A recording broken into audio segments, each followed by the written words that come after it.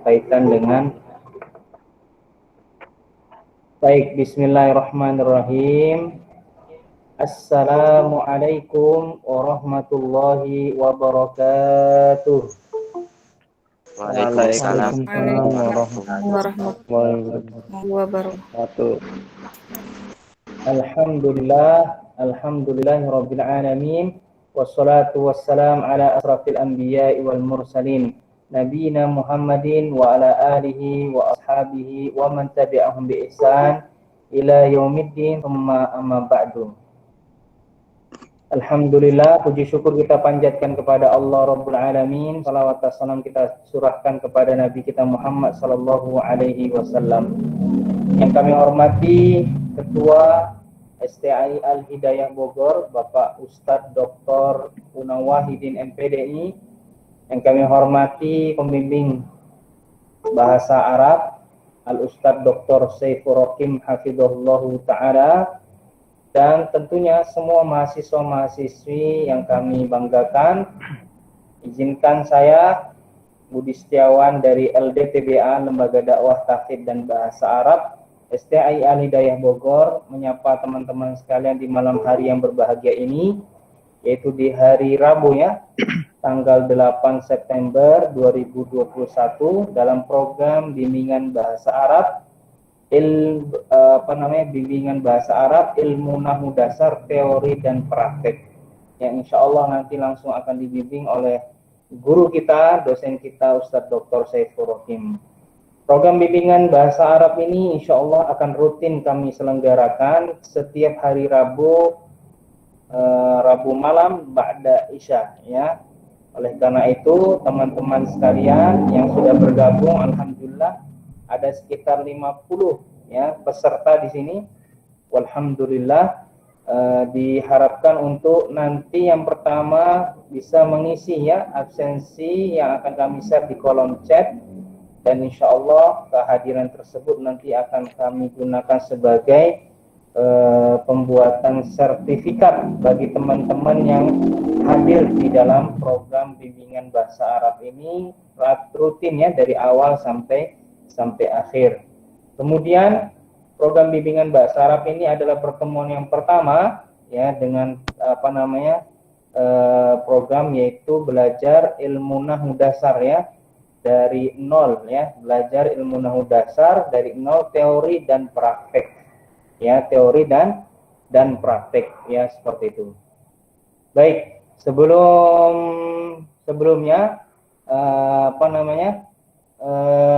apakah suara Anda terdengar dengan jelas atau kecil suaranya?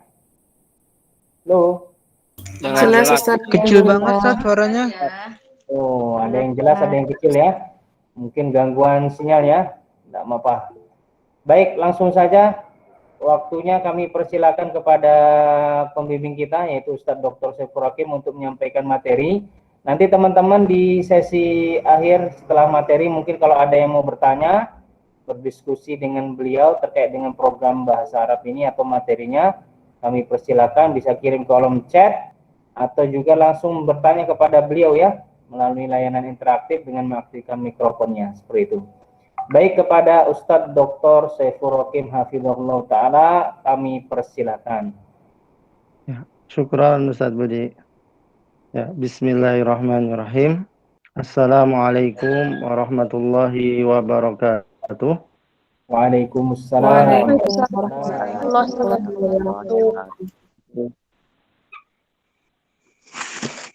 Alhamdulillahilladzi hadana lihada wa ma kunna linahtadiya laula an hadanallah. Asyhadu an la ilaha illallah wahdahu la syarikalah wa asyhadu anna Muhammadan abduhu wa rasuluh la nabiyya ba'dah. Amma ba'du. Alhamdulillah, segala puji bagi Allah Subhanahu wa Ta'ala yang selalu melimpahkan karunia kepada kita, baik karunia iman, karunia kesehatan, dan karunia yang lainnya. Dan semoga sholawat serta salam selalu tercurahkan kepada Nabi kita, Nabi Muhammad Sallallahu Alaihi Wasallam. Dan terima kasih kepada Dr. Unang Wahidin dan Ustadz Budi yang memberikan kesempatan kepada saya untuk menyampaikan berkaitan tentang ilmu nahwu dasar, teori, dan praktek. Slide yang saya share ini sudah tampil? Sudah Ustaz, cuman Sudah. di Sudah. tempat saya nggak kelihatan saya. Nggak tahu teman-teman. Di yang lainnya tampil? Ada kelihatan. Ada. Kelihatan. Ya, sebagiannya ada kelihatan, ada yang tidak. Baik. Ini tentang ilmu nahwu dasar, teori, dan praktek. Ini merupakan salah satu jawaban dari pertanyaan dari mahasiswa.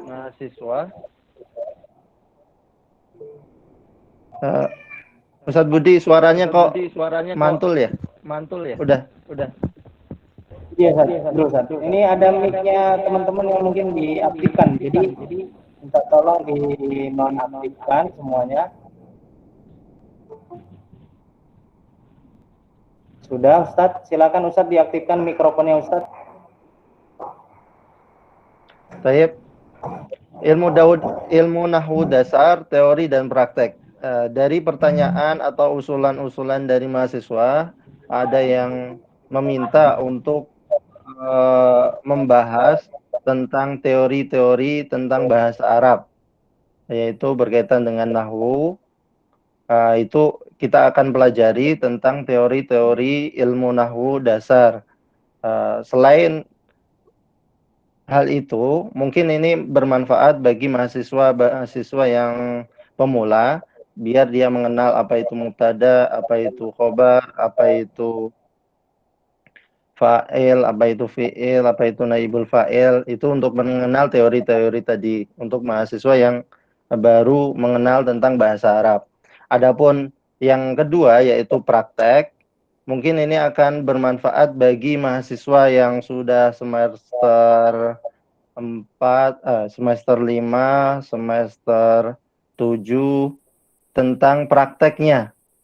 Mungkin teori-teorinya sudah didapat di semester 1, 2, dan 3, tapi tentang prakteknya itu mungkin akan lebih bermanfaat ketika di sini.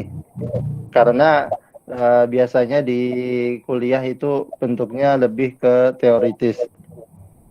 Dan di sini kita akan belajar praktek membaca atau praktek bagaimana orang Arab itu menuangkan teori-teori bahasa Arabnya di dalam tulisan mereka. Itu yang kita akan bahas tentang ilmu nahwu dasar, teori, dan praktek. Baik, sebelum kita membahas tentang ilmu nahwu dasar, teori, dan prakteknya, kita mengulas kembali tentang urgensi pembelajaran bahasa Arab dalam pendidikan Islam. Apa sih urgensinya?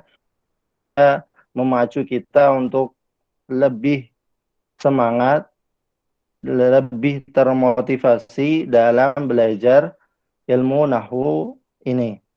Baik, yang pertama, urgensi dari pembelajaran bahasa Arab adalah yang pertama bahwa sumber ajaran agama Islam yaitu Al-Quran dan hadis, di mana keduanya itu ditulis atau disebutkan dalam bahasa Arab. Jadi sumber rujukan kita dalam pendidikan Islam, di dalam keberagamaan itu merujuk kepada Al-Quran dan hadis. Dan keduanya itu bahasa Arab. Sehingga kita perlu memahami bahasa Arab. Urgen untuk memahami bahasa Arab. Bisa merujuk pada Al-Quran dan hadis. Kan kita sudah temukan sekarang Al-Quran dan terjemahnya, hadis dan terjemahnya.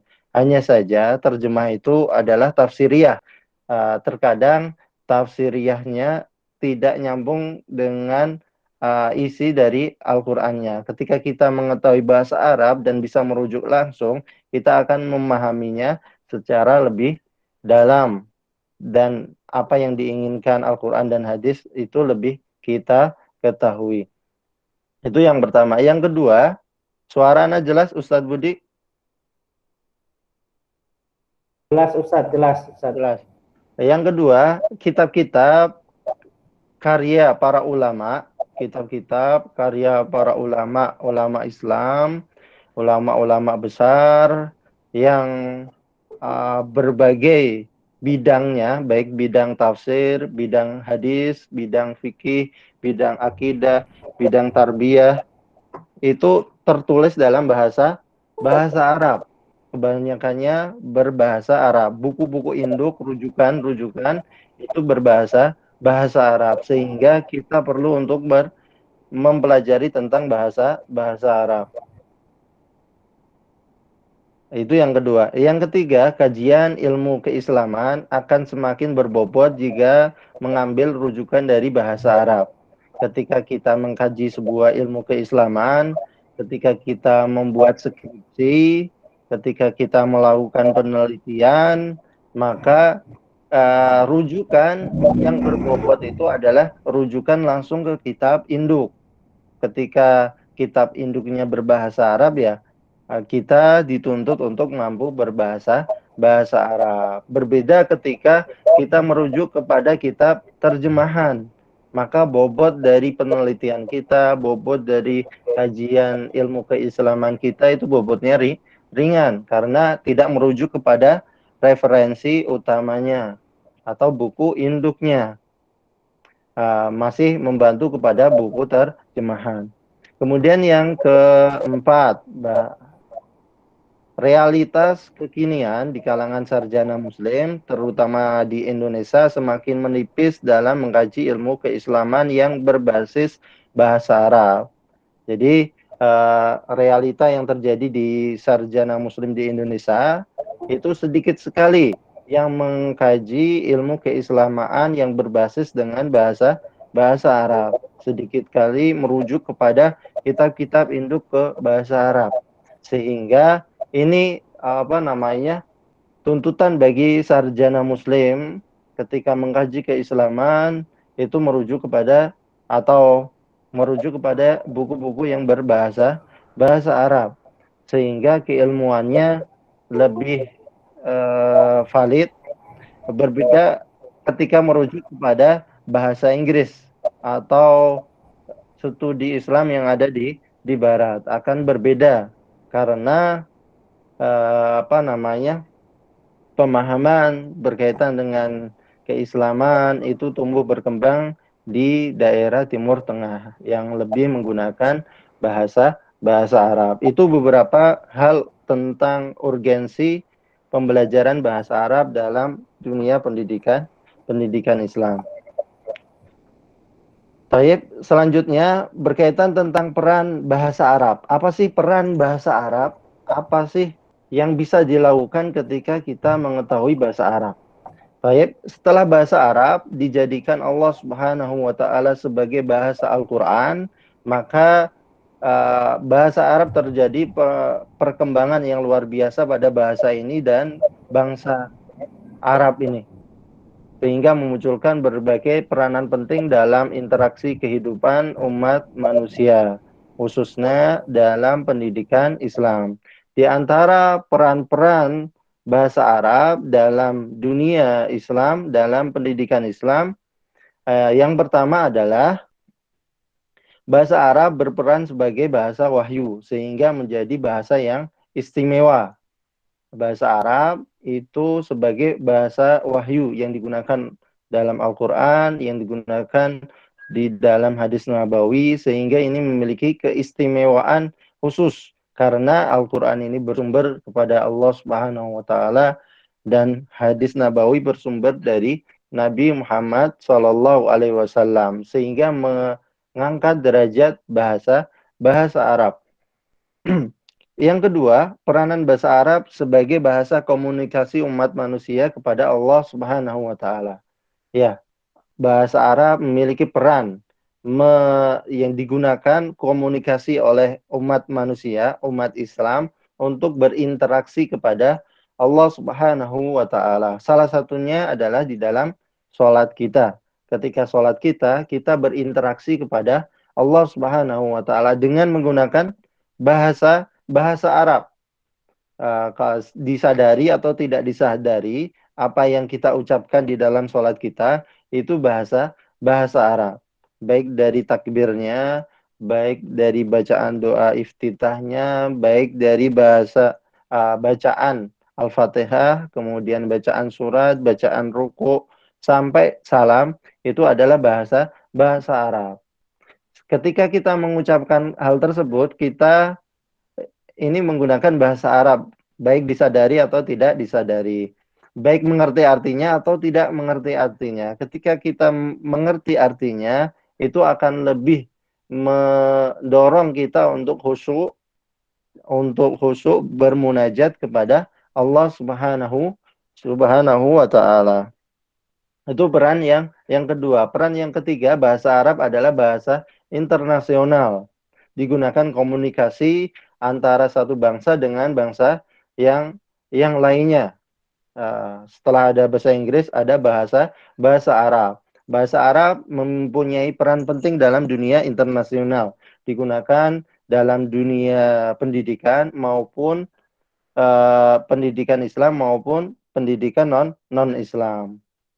Di samping itu, bahasa Arab juga digunakan dalam forum berskala internasional lainnya, seperti pada forum PBB, Perserikatan Bangsa-Bangsa, komunikasi antara satu bangsa dengan bangsa yang lain menggunakan bahasa Arab. Dan ini memberikan peran bahasa Arab kepada masyarakat yang ada di dunia, baik secara formal maupun non formal. Penerjemahan ketika ada tulisan-tulisan surat menyurat antara Indonesia dengan Arab, Arab ke Indonesia, maka perlu ketika kepala negaranya nggak bisa bahasa Arab, perlu ada penerjemahannya, penerjemahan translitasi ke dalam bahasa Indonesia. Begitu juga dalam media informasi, ketika kita atau masyarakat dunia membutuhkan informasi tentang dunia Arab, maka ini sangat membutuhkan orang-orang yang memahami bahasa Arab untuk diterjemahkan ke dalam bahasa Inggris atau ke dalam bahasa Indonesia untuk menyampaikan informasi yang terjadi di daerah Arab. Seperti yang sekarang ini banyak berita berkaitan tentang Afghanistan, perkembangan negara Afghanistan. Media-media yang ada di Indonesia itu membutuhkan orang-orang yang memiliki kemampuan bahasa Arab untuk mentranslate bahasa Arab ke dalam bahasa Indonesia, sehingga informasi yang ada di Afghanistan bahasa Arab ditransliterasi ke dalam bahasa Indonesia. Taib, ya, kemudian yang keempat, peranan bahasa Arab dalam kajian Islam. Ya, bahasa Arab ketika kita mengkaji Islam, mengkaji sejarah Islam, mengkaji pendidikan Islam, mengkaji akidah Islam, atau hal-hal yang berkaitan Islam, ini merujuk langsung dengan bahasa Arab dan perlu menggunakan bahasa Arab, karena rujukan-rujukan kajian Islam ini berbahasa Arab. Itu tentang beberapa peranan bahasa Arab di dalam dunia ini, khususnya dalam dunia pendidikan Islam. Taib, selanjutnya berkaitan tentang ruang lingkup bahasa Arab. Bahasa Arab, ruang lingkupnya yang perlu dipelajari, yang sering dipelajari, itu apa saja? Di sini disebutkan, dilihat dari objek pembahasan, ruang lingkup pembelajaran bahasa Arab terbagi menjadi beberapa bagian. Yang pertama adalah pengucapan kata. Bahasa Arab itu adalah bahasa lisan. Bahasa lisan yang yang memiliki pengucapan kata seperti huruf hamzah, huruf ba, huruf ta ini memiliki memiliki sifat, memiliki tempat keluar yang dari mulut, dan ini dipelajari di ilmu tajwid. Seperti yang sudah diselenggarakan oleh LTDBA ya. Nah, itu Ya, Ustaz. ada tentang tahsin atau tajwid. Nah, Dan ini sangat dibutuhkan oleh masyarakat ketika dia membaca Al-Quran, membaca hadis maupun berbahasa Arab, harus mengeluarkan huruf dengan baik sehingga orang yang mendengarkannya itu bisa memahaminya. Jadi yang pertama ruang lingkupnya adalah pengucapan kata, ilmu tajwid. Yang kedua adalah tentang kata, unsur kata. Pembahasannya ini di ilmu shorof, bangunan kata, susunan kata, ada fa fi'il, ada ain fi'il, ada lam fi'il, ini di ilmu shorof. Kemudian ada susunan kalimat atau tarkib atau grammar, atau yang bahasa Indonesia itu apa? SPOK ya, tentang susunan dari sebuah kalimat. Baru ini pembahasan ilmu nahwu yang akan kita bahas secara pelan-pelan, secara detail dan secara dasar itu pada kesempatan kali ini itu. Kemudian yang bahasan bahasa Arab ruang lingkupnya adalah makna kata, yaitu ilmu balaghah. Bagaimana memilih kata agar orang ini memahami apa yang dia ucapkan, menyusun kata sehingga kalimatnya ini jelas dan menyampaikan maksud apa yang dia sampaikan atau dipahami apa yang dia sampaikan. Jadi ruang lingkup bahasa Arab itu seperti ini, ada ilmu tajwid, ada ilmu shorof, ada ilmu nahwu, ada ilmu balaghah. Yang kita pelajari adalah ilmu nahwu, yaitu berkaitan dengan susunan kalimat. Orientasi dari pembelajaran ini kita mampu untuk memahami bahasa Arab secara tulisan, yaitu membaca teks berbahasa Arab. Selanjutnya berkaitan dengan ilmu nahwu. Pokok pembahasan kita adalah ilmu nahwu. Apa sih ilmu nahwu? Definisinya di sini saya sebutkan bahwasanya ilmu nahwu, kata nahwu merupakan kata masdar dari kata naha yang memiliki beberapa makna. Kata nahwu memiliki beberapa makna. Makna utamanya kata nahwu adalah al-qasdu, yang berarti arah, yang berarti maksud, dan berarti tujuan. Ya, nahwu secara bahasa berarti arah, maksud, dan tujuan. Adapun secara istilah ilmu nahwu disebut juga ilmu i'rab. Ada yang menyebut ilmu nahwu adalah ilmu i'rab. Tapi para pakar ulama nahwu memiliki penjelasan yang ragam dalam mendefinisikan ilmu ini. Berbeda-beda dalam penjelasan definisi ilmu ini. Namun secara umum terminologi nahwu atau istilah nahwu itu dapat kita jelaskan adalah ilmun biusulin tu'rafu biha ahwalu awakhiril kalimi i'raban wa binaan. Istilah nahwu adalah ilmu tentang prinsip-prinsip yang menjelaskan keadaan atau status harokat akhir kata dari segi i'rab maupun dari segi bina. I'rab dan bina.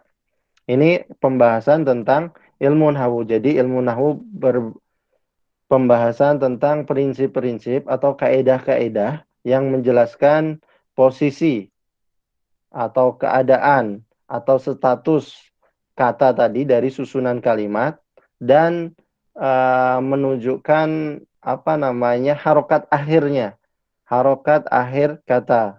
Ketika posisinya sebagai mubtada maka dia marfu, ketika posisinya sebagai khobar dia marfu, ketika posisinya sebagai maf'ul maka dia mansub. Yang akan kita bahas hal-hal tersebut. Taib, jadi pokok pembahasan kita tentang ilmu nahwu yaitu seperti ini, seperti yang kita lihat di dalam layar laptop ini, tentang susunan kalimat. Di sini ada banyak tulisan, ini ruang lingkup yang akan kita pelajari pada webinar berkaitan tentang ilmu nahwu dasar, teori dan praktek. Kita akan membahas satu persatu dan insya Allah kita bahas secara ringkas dan dasar itu. Di sini sedikit saya jelaskan berkaitan tentang kalimat atau jumlah dalam bahasa Arab. Itu di sini dibagi menjadi dua. Ada umdah, ada fudlah.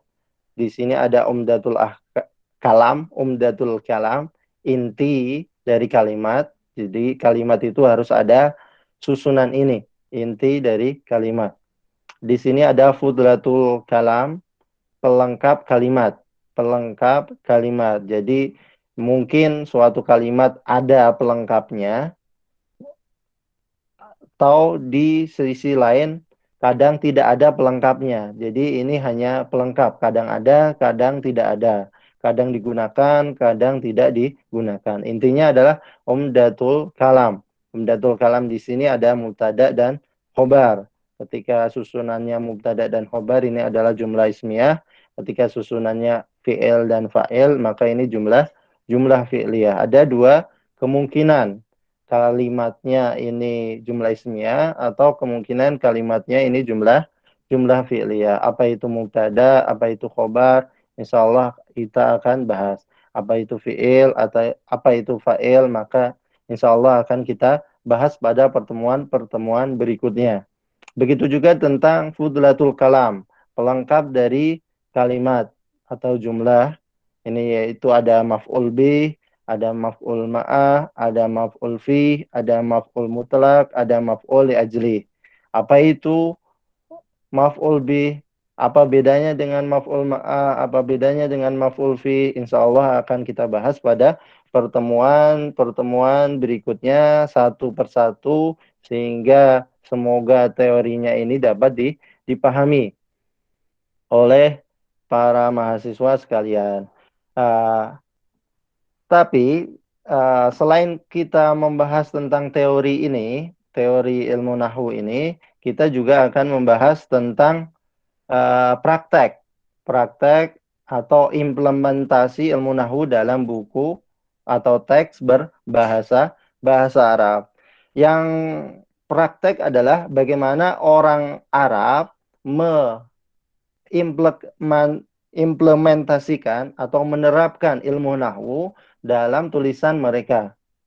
Yaitu bagaimana kita berusaha untuk membaca bagaimana orang Arab mengimplementasikan atau menerapkan ilmu nahwu ke dalam tulisan mereka. Kita pelajari dengan merujuk pada buku ini, buku As-Sirah Nabawiyah Litulab wal Mubtadi'in. Kita gunakan buku ini sebagai salah satu praktek yang telah dilakukan oleh orang Arab menerapkan ilmu nahwu dalam buku ini. Bagaimana orang Arab menerapkannya dalam buku Sirah Nabawiyah Litulab wal Mubtadi'in. Buku ini adalah berkaitan dengan Sirah Nabawi bagi mahasiswa dan para pemula. Ketika untuk mahasiswa dan para pemula, maka bahasanya mungkin bahasa yang simpel, ringkas, dan mudah dipahami. Buku ini disusun I'dad al-Qismi al-Ilmi Bimadaril Waton, disusun oleh bagian keilmiahan di penerbit Madar al-Waton. Dan buku ini saya download dari web Al-Kutaibiyat Al-Islamiyah. Baik. Itu berkaitan tentang pengantar tentang webinar ilmu nahwu dasar, teori dan praktek. Nah, Taib. Sebelum kita melihat bukunya, ada pertanyaan dari mahasiswa. Baik. Silakan dibuka sesi tanya jawab terlebih dahulu sebelum Ustaz melanjutkan materinya. Bagi teman-teman yang mau bertanya silakan angkat tangan, nanti saya buka antrian. Kemudian yang mau kirim pesan pertanyaan lewat kolom chat juga dipersilakan seperti itu. Sebelum Ustadz melanjutkan materinya, silakan ada satu atau mungkin dua pertanyaan, dipersilakan.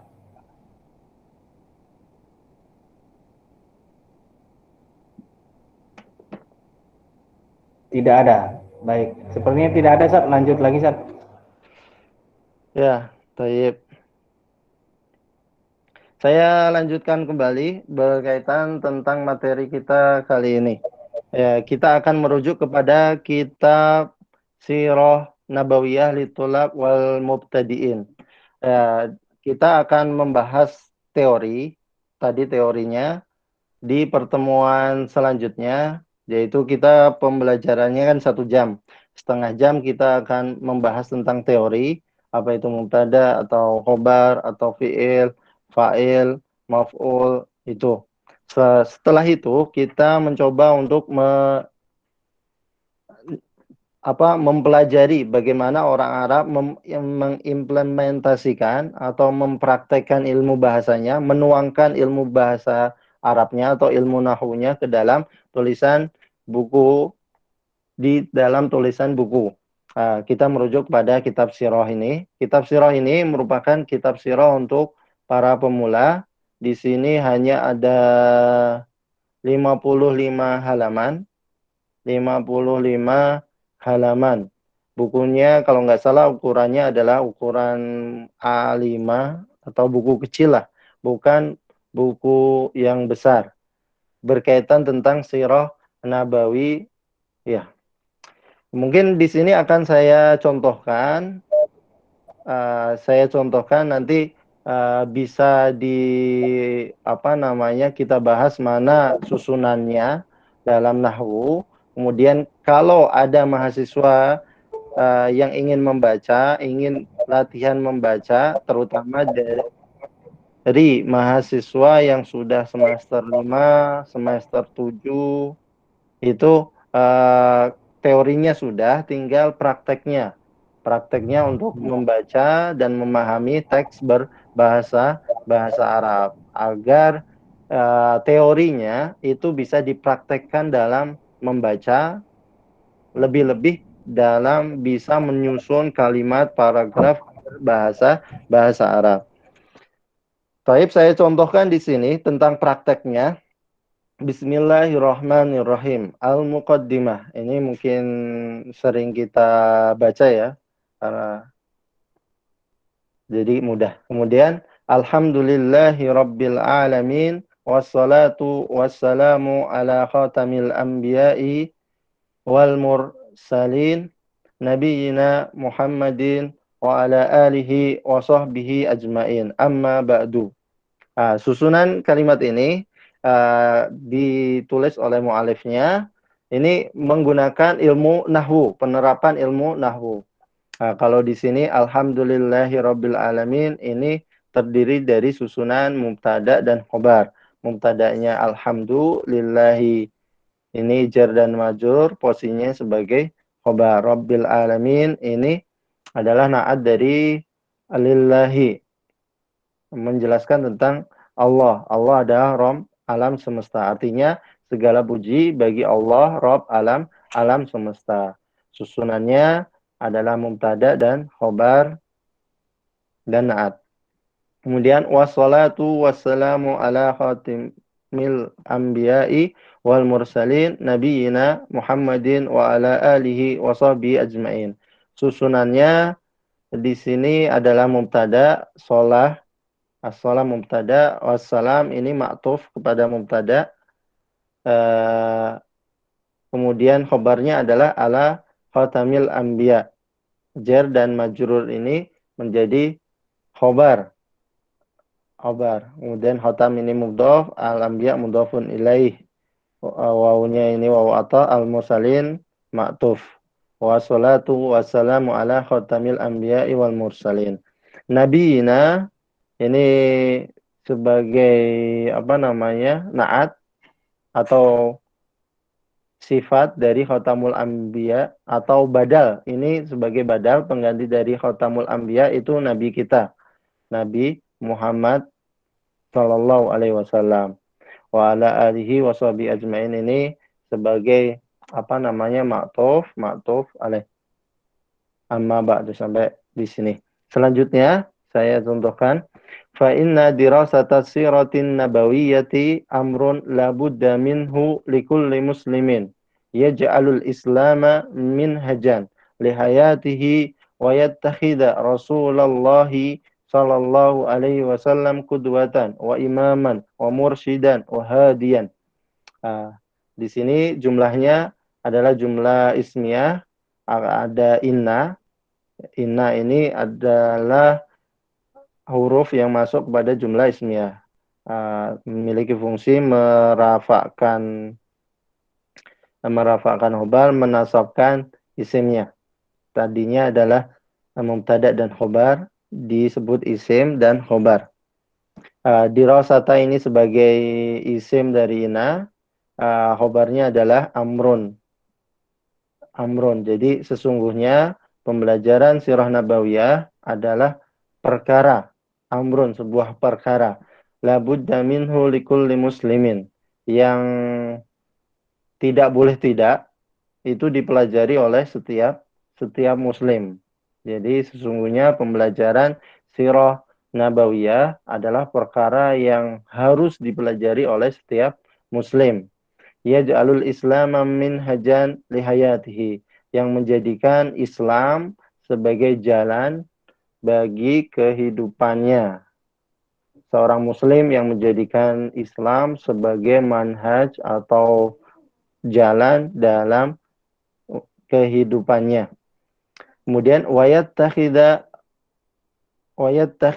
Rasulullah sallallahu alaihi wasallam qudwatan wa imaman, dan menjadikan, dan setiap muslim menjadikan Rasulullah sebagai maf'ul, yattakhidha fi'il, fa'ilnya dhamir kembali ke kullu muslim. Jadi setiap muslim menjadikan Rasulullah sallallahu alaihi wasallam sebagai qudwah, teladan, dan imam, sebagai imam, mursyid, pemberi arahan, wahadian, pemberi petunjuk. Itu. Susunannya ada fi'il, fa'il, dan maf'ul.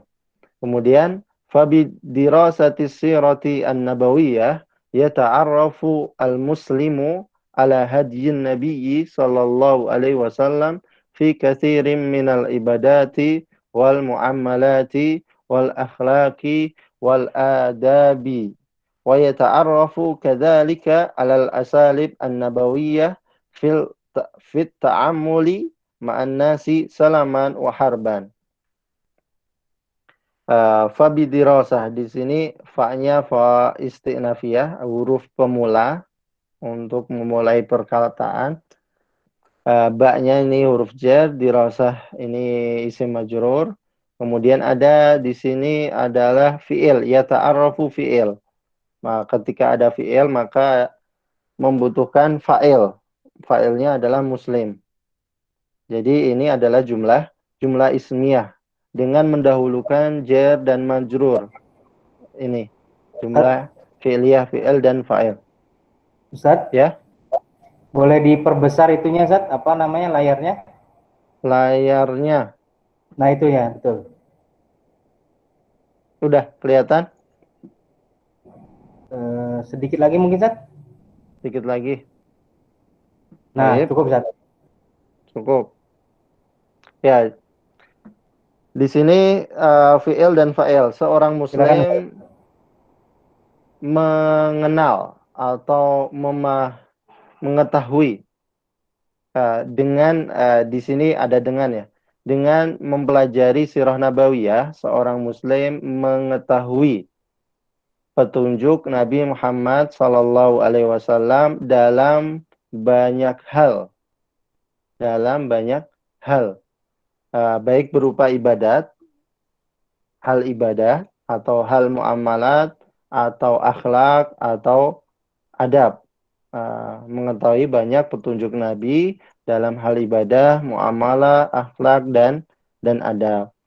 Dengan belajar sirah nabawiyah wa yata'arrafu kadzalik, seorang muslim mengetahui juga kadzalik, seperti itu juga tentang uslub atau metode nabawiyah dalam berinteraksi fil ta'amul, berinteraksi dengan manusia baik dalam kondisi salaman, kondisi damai, waharban, baik dalam kondisi perang, bagaimana berinteraksi dengan manusia.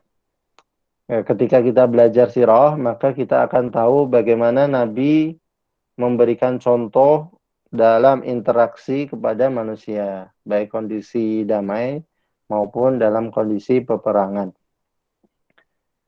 Itu yang ke paragraf ini. Kemudian paragraf selanjutnya, wa bidirasati sirati an-nabawiyyati nastati'u talamusa nuqatid dha'fi wal khalal fi waqi'ina wa mu'alajatahu fi dhaw'il kitab wa sunnah wa nastati'u kadzalika at-tahawwula min marhalatid dha'fi wad dhilli ila marhalatit tamkini wal izzi kama fa'ala Rasulullah sallallahu alaihi wasallam wa ashabahu al-kiram.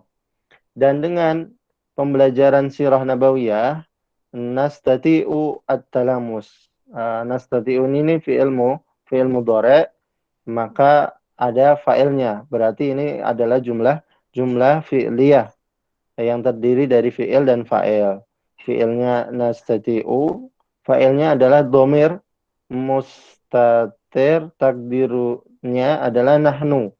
Fa'ilnya adalah dhamir nahnu yang mustatir. Jadi kami mampu dengan belajar sirah nabawiyah, kami mampu talamusa. Talamus itu apa namanya? Memahami atau mengetahui poin-poin lemah dan poin kesalahan dalam realita kita. Ketika kita mempelajari surah Nabawiyah, kita akan menemukan poin-poin lemah, poin-poin kesalahan yang terjadi di realita kita. Wa mu'alajatuhu fi dhaw'il kitab wa sunnah, dan mengobatinya atau mencarikan solusinya melalui cahaya Al-Quran dan hadis atau sunnah. Wa nastati'u kadzalika at-tahawul, dan kita juga mampu untuk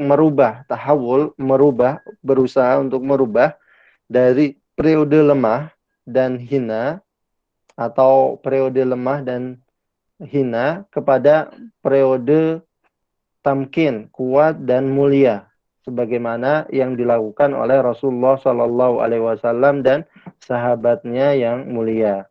Mereka merubah kondisi lemah menjadi kondisi kuat dan berjaya. Tadinya lemah di bangsa Arab, ditindas oleh orang kafir, merubahnya menjadi sebuah masyarakat Islami di Madinah dan berjaya di Madinah dan tersebar agama Islam sampai ke Indonesia juga. Kemudian di sini disebutkan hadza wa inna kutubas sirati an-nabawiyyati minal kathrati bimakanin ma baina mutawwal wal mukhtasar.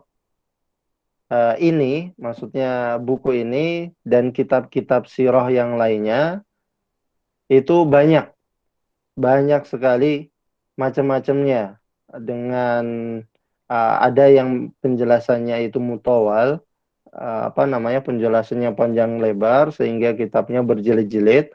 Ada yang mukhtasar, ringkas, yaitu seperti buku ini ringkas, hanya 55 halaman, bukunya kecil. Jadi dia menjelaskan secara ringkas tentang sirah nabawiyah. Wa amma hadha Kutaib fahuwa ibaratun an ru'usi aqlamin aradna biha ta'arrufa kulla muslimin bi zabdatil siratin nabawiyyah al-mutahharah wa ahammi ahadathiha wa tawarikhiha. Adapun Kutaib ini, kitab kecil ini sebuah ibarah, sebuah ungkapan tentang pucuk pena, kepala pena, maksudnya tentang goresan-goresan pena yang kami inginkan untuk memperkenalkan kepada setiap muslim tentang inti sejarah nabawi yang suci dan menjelaskan kepada setiap muslim tentang ahami ahdathiha, kejadian-kejadian dan tarikh-tarikh penting di dalam sirah nabawi. Wahada bila syak, astagfirullahaladzim. Bentar. Wahada bila syak yaftahul majal. Dan ini amal yang dibuat ini tidak diragukan lagi bila syakin, tanpa diragukan, yaftahul majal, akan membuka ruang. Ketika kita mempelajari sirah ini akan membuka ruang ke depan tentang pembelajaran yang lebih luas dan lebih dalam berkaitan dengan sirah nabawiyah yang mubarakah. Ketika mempelajari ini, kita paham tentang sirah nabawiyah secara ringkas, maka setelahnya kita akan terbuka ruang untuk mempelajari sirah nabawiyah secara luas dan lebih dalam. Itu. Nas'alullah ta'ala ayyaj'al hadal amal khalisan liwajhil karim. Kami memohon kepada Allah untuk menjadikan amal ini sebagai amal yang ikhlas karena Allah Subhanahu wa taala. Kata nas'alullah di sini adalah jumlah fi'il, fa'il dan maf'ul. Ya. Itu penjelasan singkatnya tentang ilmu nahwunya. Wa akhiru da'wana anil hamdulillahi rabbil alamin. Dan akhir seruan kami, kalau orang Arab lebih menggunakan kata seruan kami, kalau orang Indonesia akhir kata kita ucapkan alhamdulillahi rabbil alamin. Nasir, penerbit. Itu contoh tentang baca kitab, kemudian kita memahami tentang susunan bahasa Arabnya dari ilmu nahwu yang telah kita akan pelajari berkaitan dengan mubtada, khobar, fi'il dan fa'il. Kemudian kita cari di buku ini bagaimana orang Arab mempraktekkan ilmu nahwunya di dalam tulisannya sehingga kita bisa membaca tulisan ini, membaca bagaimana orang Arab ingin menyampaikan informasi kepada kita dengan mengetahui ilmu nahwunya, susunan kalimatnya, sehingga kita dapat menerjemahkan dengan baik ketika ini sebagai mubtada, ini sebagai khobarnya, ini fa'il, ini maf'ulnya, sehingga artinya akan tahu dengan susunan tadi. Taib itu Ustadz Budi sebagai contoh bagaimana kita mempraktekannya. Nah, Ustaz. Ada pertanyaan dari mahasiswa? Baik, sudah ada yang mengantri Bu Anissa Ramadhani. Silakan Ibu sebutin prodinya dari mana, semester apa, semester berapa? Ya, Ustaz, syukran. Ana Anissa Ramadhani, prodi IAT semester 1, Ustaz. Mau Silakan, bertanya, Ibu. Ustaz? Ya. Ada 2 pertanyaan sih, Ustaz, tapi ini la ya ta'alaq di sirah nabawiyah nih. Enggak berhubungan dengan sirah nabawiyah, lebih ke bahasa Arabnya sih, Ustaz. Iya. Ini tentang kalimat assalamualaikum, kan jawabannya waalaikumsalam karena kan ada alif lam di kalimat assalam, nah Ustaz.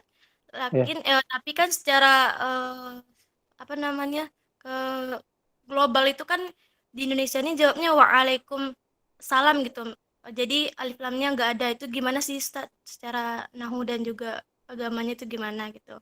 Itu yang Oh pertama. gitu. Yang kedua, pada kalimat mas muka, kenapa di situ pakai ma gitu? Karena kan ismuka itu kan menandakan akil gitu, Ustaz. Sedangkan ma itu untuk ghairu akil gitu. Syukran. Ya, Syukran. syukron pertanyaannya. Yang pertama berkaitan tentang waalaikumsalam. Ya, waalaikumsalam. Kenapa kok salamnya nggak pakai alif lam? Ya, atau pakai alif? Ya, Kan kalau aslinya kan pakai alif lam ya. Waalaikumsalam. Kalau kita belajar di Baina Yadek juga kan itu sering banget itu juga di mana aja gitu kan. Biasanya waalaikumsalam gitu. waalaikumsalam. Nah, tayyib. Apa namanya? Kalau di dalam ilmu nahwunya, mubtada itu yang pertama. Maksudnya di awal, assalamualaikum. Assalam ini sebagai mubtada, khobarnya adalah alaikum. Ketika salam itu tanpa alif lam, apa namanya? Mubtada'nya tadi kan ma'rifat dengan alif lam. Ketika assalamu tanpa alif lam ini kan nakirah. Sedangkan syarat mubtada itu ma'rifat. Ketika mubtada'nya nakirah, maka boleh dikedepankan khobarnya. Khobarnya dikedepankan, mubtada'nya diakhirkan. Bisa alaikum salamun. Alaikum salamun. Jadi ketika kita ada mubtada, salah satu syarat mubtada itu ma'rifat. Ketika terjadi ada salam ini apa namanya mubtadanya nakirah, maka boleh hanya saja syaratnya nggak khobarnya dikedepankan biasanya. Khobarnya dikedepankan. Itu mungkin akan kita pelajari nanti penjelasan lebih jelasnya berkaitan tentang mubtada dan khobar. Bagaimana syarat mubtada, apakah nanti mubtadanya boleh diakhirkan, khobarnya kapan dikedepankan, kapan wajib dikedepankan khobarnya, dan diakhirkan mubtadanya, kapan boleh dikedepankan dan diakhirkan. Itu insya Allah akan kita bahas pada pembahasan teori mubtada dan khobar. Itu yang pertama. Kemudian yang kedua berkaitan tentang mas muka. Ya, mas muka. Nah, Ustaz. Ya, taib. Bahwasanya istilah ma itu biasanya li ghairi akil untuk benda seperti ma hada, apa ini? Hada kolamun. Ini kolam. Kalau man hada, siapa ini? Hada Muhammadun. Ini Muhammad. Jadi man ini untuk orang, ma ini untuk benda yang mati. Itu kaidahnya. Hanya saja di dalam bahasa Arab itu munculnya dilakukan oleh manusia, dilakukan oleh bangsa Arab, baru dikaedahkan. Jadi kaidah ini disusun setelah mempelajari bangsa Arab bagaimana mengucapkan kalimatnya. Sehingga ya kadang kaedahnya ini ada pengecualian seperti mas muka. Jadi merujuk kepada orang Arabnya. Kadang kaedah secara umumnya itu berlaku kaedahnya, hanya saja dalam hal-hal tertentu itu tidak digunakan oleh orang Arab. Jadi kalau bahasa Arab lebih merujuk kepada apa yang dilakukan oleh orang Arabnya. Walaupun kaidah secara umumnya itu apa namanya menyatakan lain, tapi ada hal-hal yang dikecualikan, dan itu pengecualian itu harus merujuk kepada orang Arab yang menggunakan bahasa Arabnya, baik merujuk kepada syair atau yang lain. Tayyib, itu mungkin jawaban ringkasnya. Nah, Ustaz. Terima kasih Ustaz atas jawaban yang telah diberikan. Kemudian kita buka sesi tanya jawab lagi dari M. Koaluddin. Silakan. Iya. Bismillahirrahmanirrahim. Afwan Ustaz. Silakan Pak. Tafadhol. Iya Ustaz, afwan. Tadi di situ kan ada kalimat la Buddha ya. Iya. La Buddha. Buddha di situ dibaca fathah. Kenapa ya Ustaz? Oh gitu.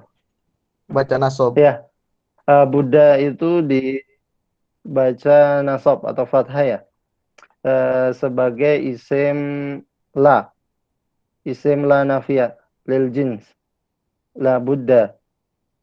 Jadi la Buddha, seperti la raiba fih, dzalikal kitabu la raiba fih.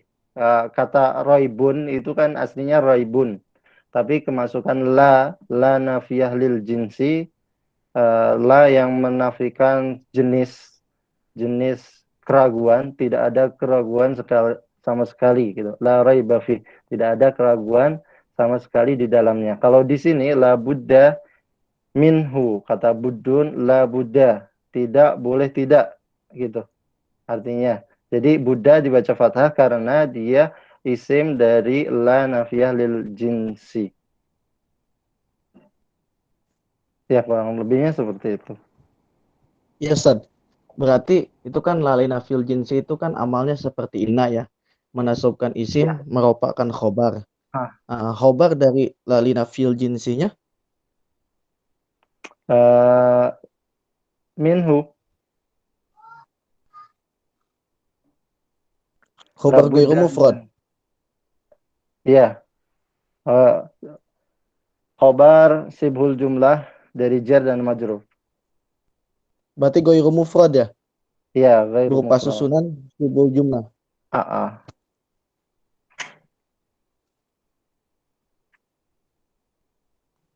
Kalau Baik. seperti contoh la raiba fi.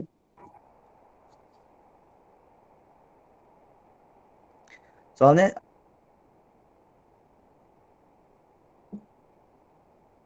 Gimana suaranya nggak terputus-putus? Ya, bagaimana Pak M. Koaludin? Masih ada lagi yang mau ditanyakan?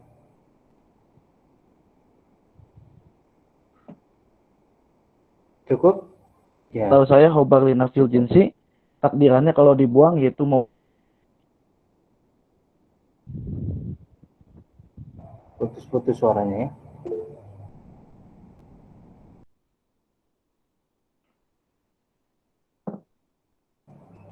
Baik Ustadz, mungkin mohon maaf karena suaranya terputus-putus jadi kita tidak bisa menangkap jelas pertanyaannya.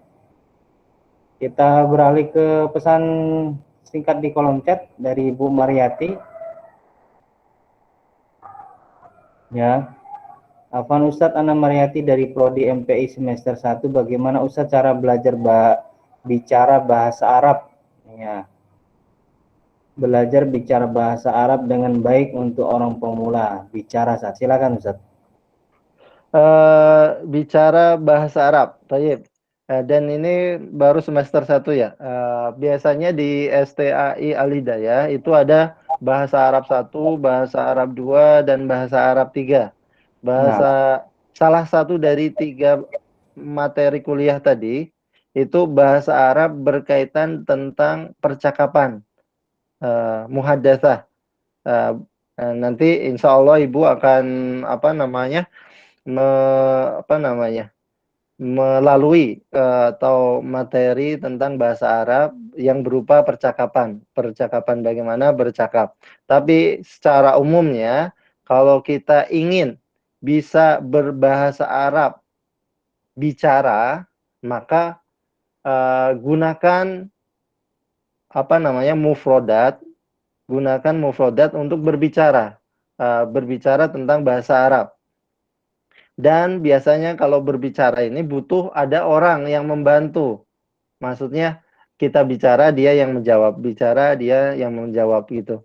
Itu latihan tentang berbicara agar kita bisa berbicara bahasa Arab, banyak berbicara, banyak berinteraksi dengan orang atau dengan teman dengan bahasa Arab. dengan bahasa Arab itu akan memudahkan kita berbicara. Nanti juga akan fasih berbicara bahasa Arab. Seperti anak kecil ketika dia baru bisa ngomong, maka orang tuanya akan membantu dia untuk bisa berbicara. Dengan menyuruhnya dia berbicara, banyak berbicara, dia akan bisa. Dan ketika merujuk buku, buku apa yang digunakan, itu ada yang namanya buku Baina Yadik. Ada buku Baina Yadik. Ini belajar bahasa Arab, tapi lebih titik fokusnya adalah berbicara bahasa Arab. Interaksi, ngomong, tanya, jawab, itu. Ada buku Baina Yadik. Selain itu ada Durus Lugha Al-Arabiyyah li Ghairi Natiqina biha. Dia lebih titik poinnya adalah untuk dapat berbicara, walaupun tidak sefokus dengan buku Baina Yadik. Bahasa Arab Baina Yadik. Kurang lebihnya seperti itu, Ustaz Budi. Nah, terima kasih Ustaz atas jawaban yang telah diberikan. Pertanyaan selanjutnya Muhammad Hasbi Alfian. Silakan Pak, diaktifkan mikrofonnya.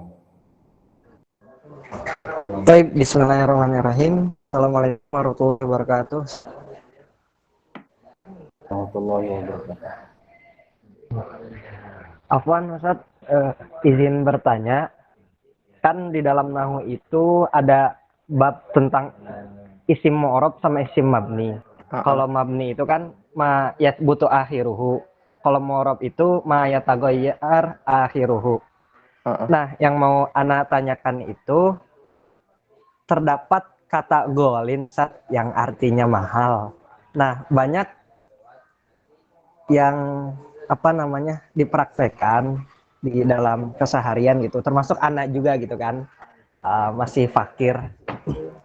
Ingin bertanya, golin itu dia isim mu'rab atau mabni Ustadz? Kan soalnya gitu, lalu kita bilang golin gitu, kenapa nggak golun? Dan asal katanya itu seperti apa? Syukron Ustadz, itu aja. Masya Allah. Ini yang bertanya kayaknya sudah banyak yang bisa bahasa Arabnya. Pertanyaannya begitu dalam-dalam, Masya Allah. Padahal yang kita bahas adalah ilmu nahwu dasar. Betul. Ilmu nahwu dasar yang kita pelajari itu yang dasar-dasarnya. Yang berkata-kata yang yang aneh-aneh atau ada i'lalnya itu mungkin kita sisihkan terlebih dahulu sehingga mahasiswa yang lainnya tidak bingung. Oh, seperti ini sulitnya, padahal kita perlu memahami yang mudah-mudah aja, yang sulit-sulit nanti aja dibahas ketika yang mudah-mudahnya sudah selesai. Mungkin nanti dijawab di lain waktu aja ya tentang Holin. Nah, itu pembahasan tentang tentang bangunan kata. Jadi mungkin perlu step by step kali satunya. Ya. Baik. Ya, jadi ini ada pertanyaan lagi Ustaz dari Bu Sulastri, katanya apa Ustaz izin bertanya untuk step by step belajar bahasa Arab bagi pemula dan outputnya agar mampu mengetahui arti terjemah Al-Quran itu bagaimana, dari mana Ustaz awalnya?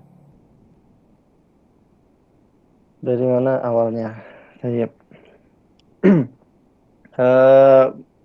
berkaitan tentang langkah-langkah belajar bahasa Arab bagi pemula, mungkin saya akan berusaha mencoba seperti ilmu nahwu dasar ini, kita akan mencoba berusaha memahami susunan kalimat-kalimat yang ada di dalam bahasa Arab secara dasar ya, dan secara umum digunakan oleh orang Arab maupun digunakan di dalam Al-Quran tentang susunannya. Kita mencoba untuk mengenal mubtada, khobar, kemudian fi'il, fa'il. Itu adalah sebuah langkah untuk belajar bagi para pemula agar dia mengetahui ini posisinya sebagai mubtada, khobar, berarti subjek dan predikat. Berarti artinya adalah mana yang subjeknya, mana yang predikatnya, sehingga dia memahami susunan kalimat berbahasa Arab ini dengan benar ketika mengetahui susunan mubtada khobarnya atau fi'il fa'ilnya atau SPOK-nya. Mana yang menjadi subjek, mana yang jadi predikat, mana yang jadi objeknya. Seperti itu. Salah satunya adalah dengan mempelajari ilmu nahwu dasar ini. Ilmu nahwu dasar ini. Insya Allah kita coba memahami tentang susunan kalimat. Walaupun ada ilmu yang lain yang dibutuhkan nantinya adalah seperti ilmu shorof, itu juga akan membantu bagaimana kita mampu mengetahui makna kata, arti, dan terjemahannya. Kalau makna kata-kata, setiap kata ini kan lebih ke sorofnya.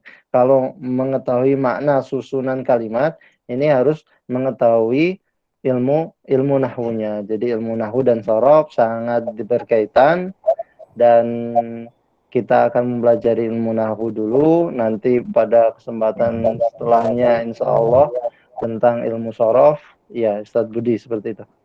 Nah, Ustaz. Baik, terima kasih atas jawabannya, Ustaz. Kemudian ada Bu Anggiani Melisa. Ustaz izin bertanya, mengapa negara dari Asia Timur seperti Korea Selatan, Cina, sekarang banyak warganya yang belajar bahasa Arab? Maaf Ustadz kalau pertanyaannya tidak sesuai topik. Ya, bahasa adalah pintu komunikasi, pintu informasi. Bahasa Arab adalah sarana untuk memberikan informasi, untuk berkomunikasi dengan dengan orang lain, terutama kepada orang Arab. Ketika masyarakat memahami hal tersebut, maka dia akan sadar bahasa Arab itu penting ketika kita mau berinteraksi dengan orang Arab, berinteraksi dengan orang bangsa Arab. Bangsa Arab kan banyak, ada Arab Saudi, ada Dubai, ada Qatar, ada Kuwait, ada Mesir, ada Sudan, ada ini kan banyak. Dan itu sangat dibutuhkan ketika sebuah negara yang ingin berkembang, ingin ekspor ke negara Arab Tengah, maka dia harus mengetahui tentang bahasa Arab. Itu secara secara duniawi ya, secara duniawi. Adapun secara ukhrawi ya, ketika dia beragama Islam dan dia butuh panduan, butuh petunjuk, dan sedangkan petunjuknya itu berbahasa Arab, maka dia mau nggak mau harus mempelajari bahasa Arab, sehingga keyakinan dia itu bersumberkan langsung kepada sumber aslinya, tidak melalui perantara penerjemah atau perantara yang lainnya. Mungkin seperti itu. Kalau bangsa Indonesia ingin berinteraksi dengan bangsa Arab, apalagi ada investasi orang Arab ke Indonesia, itu butuh adanya bahasa Arab. Bahasa Arab. Seperti ketika orang Arab ingin membangun masjid di Indonesia, dia pengen tahu masjidnya seperti apa, bangunannya seperti apa, bahan-bahannya apa aja. Ini kan membutuhkan kemampuan bahasa Arab, sehingga orang Arab jelas apa yang dia inginkan, orang Indonesia tahu apa yang diinginkan oleh orang Arab, sehingga terjadi akad wakaf pembangunan masjid. Seperti itu salah satu contohnya. Nah Ustaz, terima kasih jawabannya. Masya Allah. Silakan teman-teman, kalau masih ada satu lagi pertanyaan mungkin terakhir.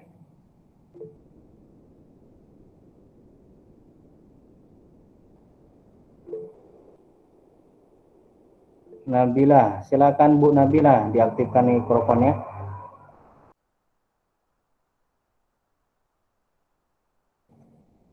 Silakan Bu Nabila. Halo.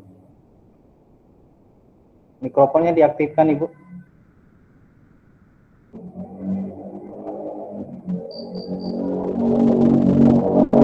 Halo.